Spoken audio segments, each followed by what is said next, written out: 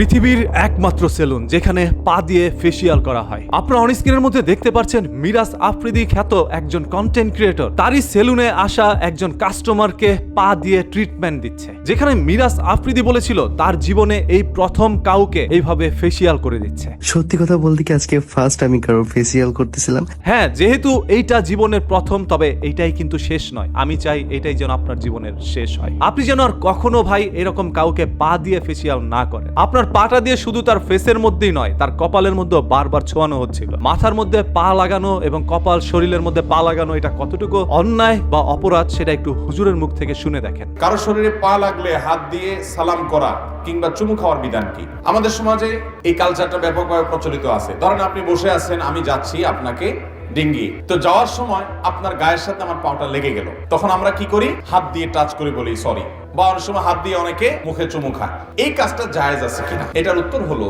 প্রথমত আমাদের সবাইকে জানতে হবে যে কোনো মানুষকে অপমান করা জায়েজ না জায়েজ, কোনো মানুষকে অসম্মান করা ইসলামে জায়েজ আছে না জায়েজ। নবী করিম সাল্লাল্লাহু আলাইহি ওয়াসাল্লাম বিদায় হজের ভাষণে বলেছে, তোমাদের প্রত্যেকের ইজ্জত সম্মানকে হারাম করা হয়েছে, অর্থাৎ এটা নষ্ট করতে পারে না কেউ। হারাম মানে সম্মানিত করা হয়েছে, এটাকে কেউ নষ্ট করার অধিকার নাই। কোরআন হাদিসে কোনো নির্দেশ না যে কারোর পায়ে লাগলে, গায়ে পা লাগলে তোমাকে সালাম করতে হবে। সালাম এমনিই করতে হবে, এটা পায়ে লাগার কোনো সম্পর্ক।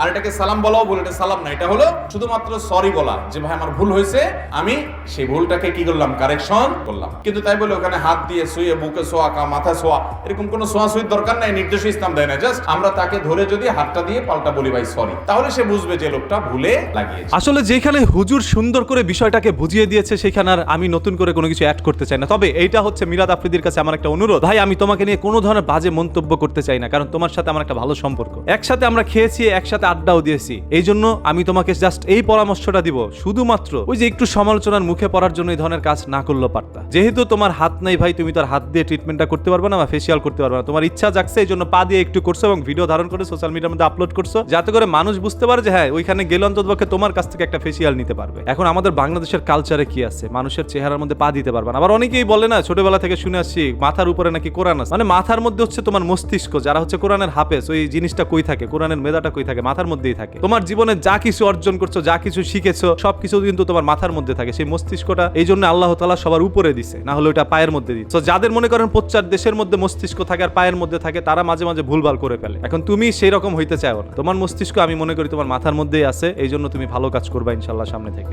আমি জানি আজকের এই ভিডিওটি দেখার পর আপনারা অসংখ্য মানুষ কমেন্ট বক্সের মধ্যে মিরাজ আফ্রিদিকে গালাগালি করা শুরু করে দিবেন। আসলে ভাই গালাগালি করে কোনো লাভ নাই। এই ছেলেটা অনেক কষ্ট করে উঠে এসেছে, অনেক কষ্ট করে আজকে এই জায়গায় এসেছে, ওর অবস্থান চেঞ্জ করেছে। আসলে এই মিরাজ আফ্রিদি একটা সময় খাবার পেত না, তার ঘরের মধ্যে তো দুই বেলা খাবার আপনি দিয়ে আসতেন না। ও অনেক কষ্ট করে কন্টেন্ট বানাইছে এবং এই পা দিয়ে কিন্তু এডিট করছে, এই পা দিয়ে কিন্তু ওর জীবনের সকল কর্মকাণ্ডগুলো করতে হয়। এই পা দিয়েই ও কিন্তু এখন পর্যন্ত বেঁচে আছে এবং মিরাজ আফ্রিদি কিন্তু এখন বাবা হয়েছে। তো সন্তানকে যে বুকে জড়িয়ে নিতে না পারা, এটার যে কি পরিমাণ কষ্ট সেটা মিরাজ আফ্রিদি ভালো জানে। ওর দুইটা হাত নাই ভাই, ওকে নিয়ে হাসি ঠাট্টা রং তামাশা আমরা না করলেও পারি। তবে জাস্ট পরামর্শমূলক এই কথাগুলো বললাম এবং পরামর্শমূলক এই ভিডিওটি বানালাম। যদি মিরাজ আফ্রিদি তুমি মনে করো যে এটা তোমার ভুল হয়েছে, তাহলে পরবর্তীতে আর এরকম কোনো কাজ করো না। পা দিয়ে দরকার কি মানুষের মাথার মধ্যে লাগানো? আর যে লোকটাকে এইভাবে পা দিয়ে লাগাইছো, এটা কিন্তু তাকে অপমান করা হইল। এখন যেই লোকটা হয়তো বা তোমার কাছের লোক, যার কারণে তুমি এই কাজটা করছো। যাক, এই সম্পূর্ণ বিষয়টা আপনাদের কাছে কি মনে হয় আপনারা একটু কমেন্ট করে জানান, দেখতে চাই আপনাদের মূল্যবান মতামত। আর আমি তো অত কিছু জানি না ভাই, আপনাদের কাছে যদি কোনো হাদিস থেকে থাকে তাহলে সেই হাদিসগুলো কমেন্ট বক্সের মধ্যে দেন, সবার মূল্যবান মতামত এবং প্রমাণ দেখতে চাই। মিরাজ